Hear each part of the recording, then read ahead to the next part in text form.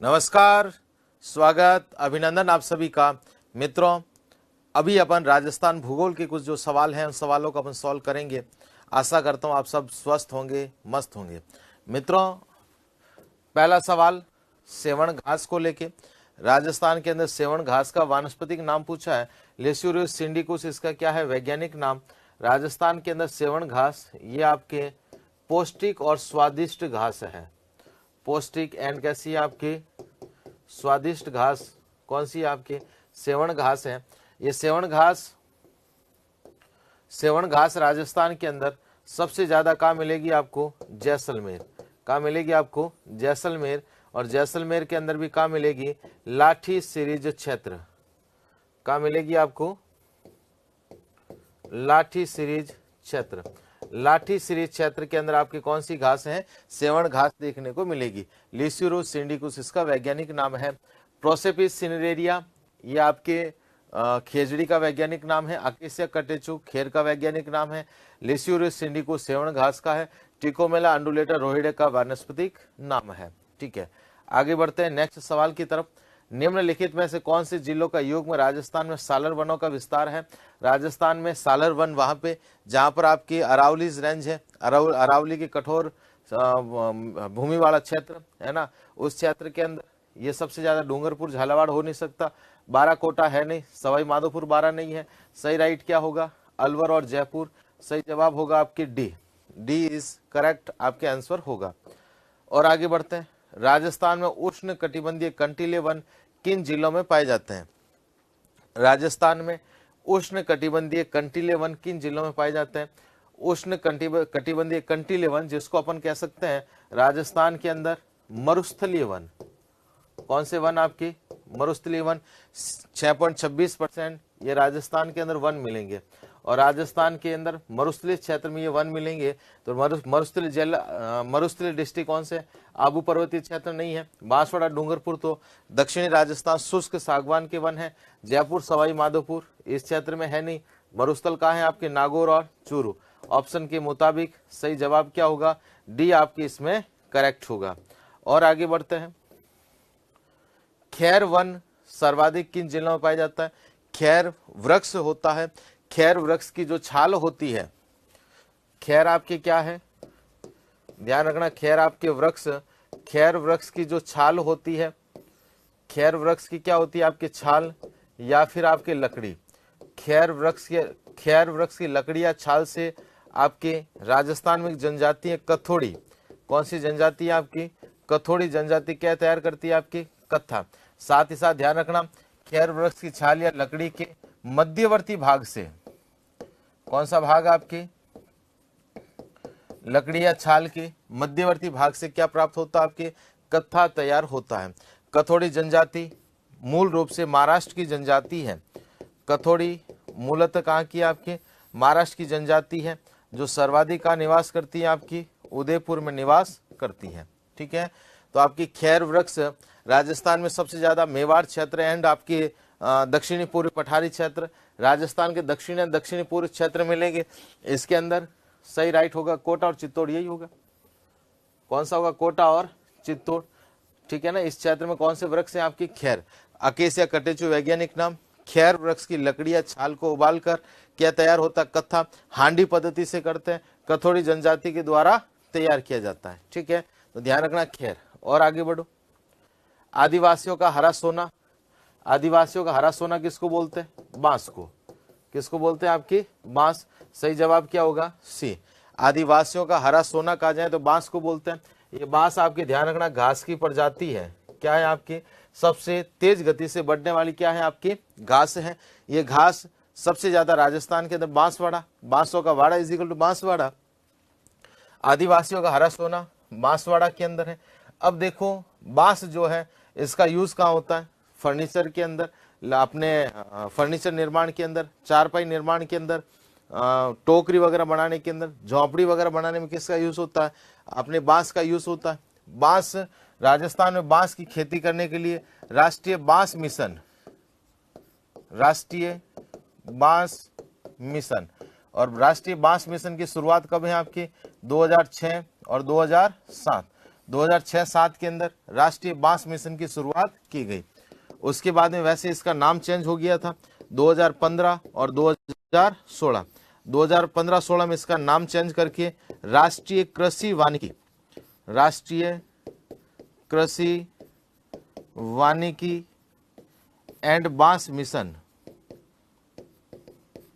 राष्ट्रीय कृषि वानिकी एवं बांस मिशन रखा गया था। ठीक है ना। यह कार्यक्रम राजस्थान के 12 जिलों में संचालित है। कितने जिलों में आपकी?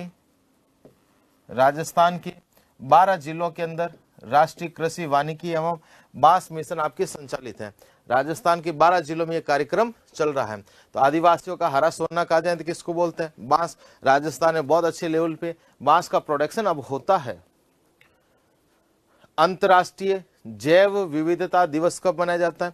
अंतर्राष्ट्रीय जैव विविधता दिवस ये मनाया जाता है मित्रों 22 मई को। कब मनाया जाता है आपकी? 22 मई अंतर्राष्ट्रीय जैव विविधता दिवस।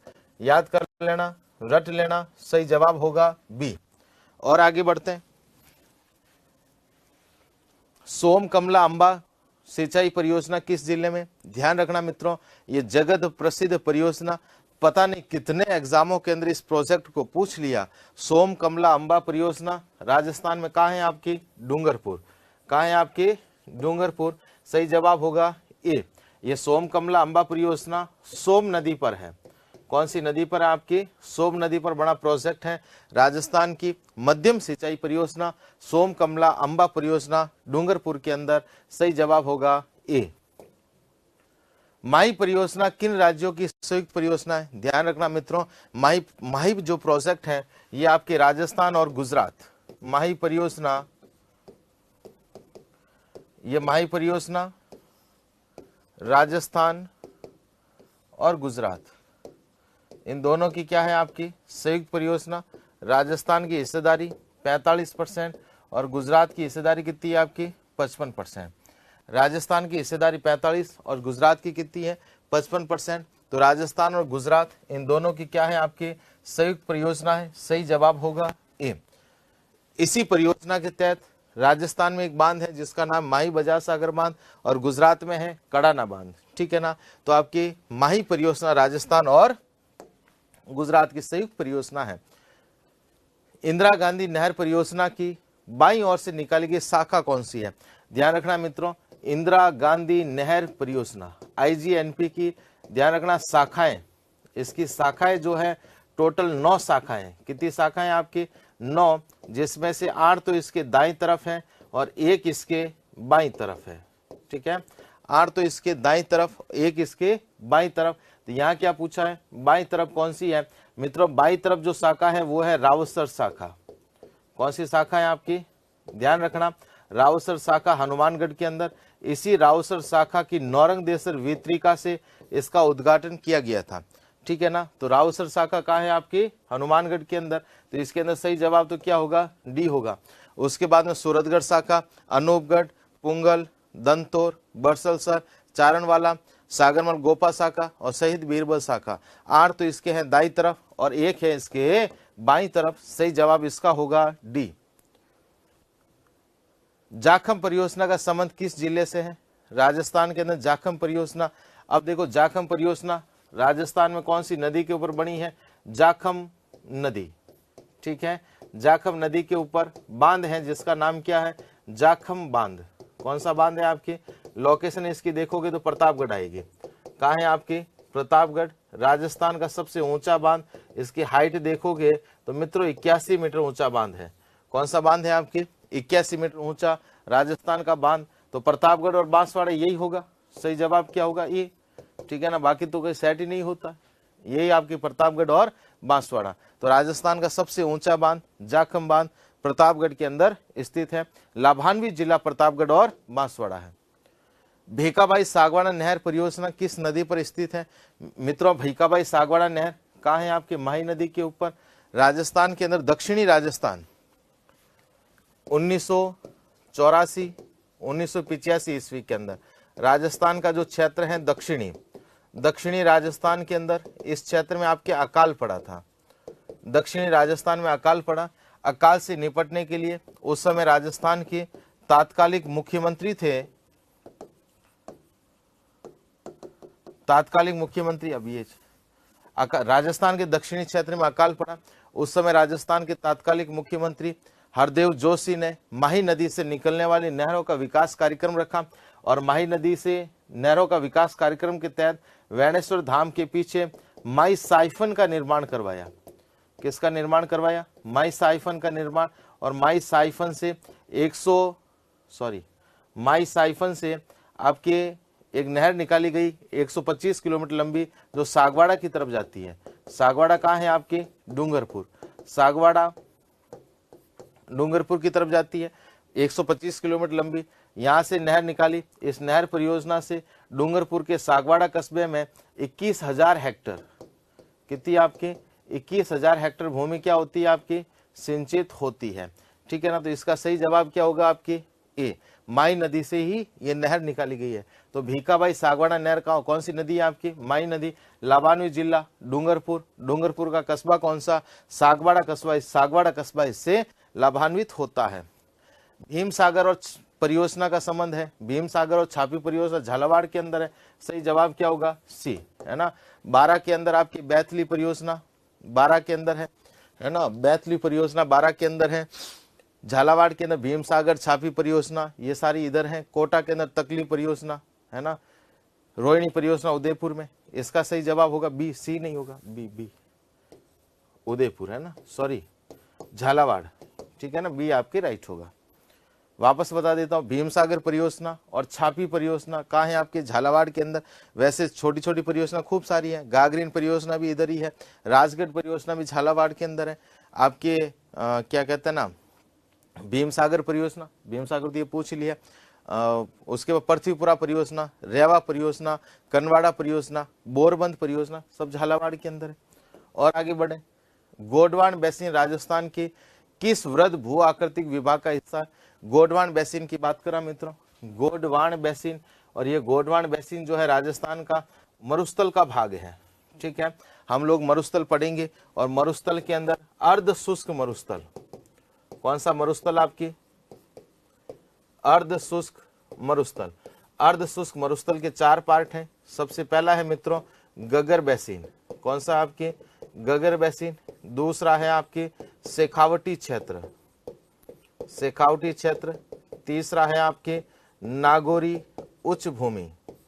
कौन सा है? आपकी नागौरी उच्च भूमि। और चौथा है आपकी गोडवान क्षेत्र, जिसको अपन क्या बोलते हैं? लूणी बेसिन। अर्ध शुष्क मरुस्थल का पार्ट है। सही जवाब इसका क्या होगा? डी। और आगे बढ़ो, ग्रीन फायर बेल्ट कहाँ है? ग्रीन फायर बेल्ट अजमेर से राजसमंद। अजमेर से कहाँ है? आपकी राजसमंद के अंदर। यहाँ पर आपकी पन्ने की पट्टी है। किसकी पट्टी है? आपकी पन्ने की पट्टी। पन्ने की पट्टी है, जिसको क्या बोलते हैं? Green fire belt. अजमेर का बुबानी क्षेत्र राजगढ़ के अंदर, है ना, राजगढ़ के अंदर बुबानी क्षेत्र। राजसमंद के अंदर नाथद्वारा, नाथद्वारा के अंदर काला गुमान क्षेत्र। कौन सा? आपके काला गुमान क्षेत्र। यहाँ पर पन्ने की पट्टी है, जिसको बोलते हैं ग्रीन फायर बेल्ट। किस नाम से पुकारते हैं इसको? ग्रीन फायर बेल्ट के नाम से पुकारते हैं। तो इसका सही जवाब क्या होगा? राजसमंद से Ajmer. Correct answer is equal to C. और आगे बढ़ो, राजस्थान के धरातलीय स्वरूपों के संबंध में निम्नलिखित में से कौन सा कथन गलत है? धरातलीय स्वरूपों के संबंध में कौन सा क्या है आपके गलत है?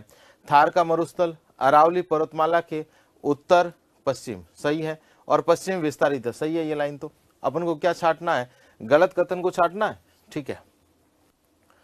आकल गांव जीवाश्म पार्क से जुरासिक कालीन वनस्पति का अवशेष, सही है। जुरासिक काल के वनस्पति का अवशेष है। आज से लगभग 13.5 करोड़ साल पहले से लगा के 18 करोड़ वर्ष पहले के बीच में जुरासिक काल था, जो मेसोजोइक युग का दूसरा युग है। दक्षिणी पूर्वी पठारी प्रदेश की उत्पत्ति क्रीटेशियस युग में, यह भी सही है। आज से 7 करोड़ साल पहले से लगाकर 13.5 करोड़ साल पहले के बीच में क्रीटेशियस युग था, जिसमें प्रायद्वीपीय भारत का निर्माण है। और उसी समय जो है राजस्थान के हाड़ौती क्षेत्र का भी निर्माण है, मूल रूप से कोटा, बूंदी, बारा और झालावाड़। पूर्वी मैदानी प्रदेश की प्रमुख नदियां बनास और लूणी है। बनास तो है लेकिन लूणी नहीं है, है ना। लूणी जो है मरुस्थलीय क्षेत्र की तरफ है। ऑप्शन नंबर डी आपके क्या हो गया, गलत हो गया। तो इसके अंदर गलत ही पूछा है, गलत कौन सा, डी। तो हमारा सही जवाब क्या होगा, डी, है ना। D is equal to correct answer. तो सही जवाब क्या हो गया, डी। चलिए, ये आपके राजस्थान भूगोल के मित्रों को सवाल थे।